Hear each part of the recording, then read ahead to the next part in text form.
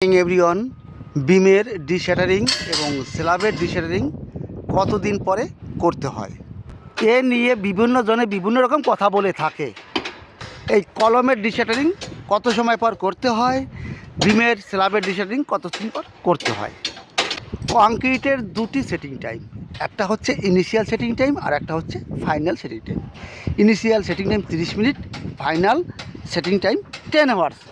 আপনার কলম ডিশ্যাটারিং 12 ঘন্টা পরে করতে পারবেন, কিন্তু বিমের এবং স্ল্যাবের ডিশ্যাটারিং 12 ঘন্টা পরে করতে পারবেন না। সব থেকে ভালো হয় 28 দিন পরে যদি ডিশ্যাটারিং করেন, সব থেকে ভালো হয়। এর কারণ কি, আমাদের কিউব টেস্ট কিন্তু দুটো হয়, একটা 7 দিনে, একটা হয় 28 দিনে।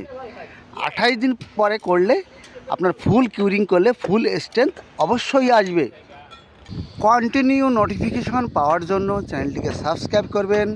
ভালো থাকুন, সুস্থ থাকুন, আবার আপনাদের সামনে আসবো নতুন টপিক নিয়ে। All the best.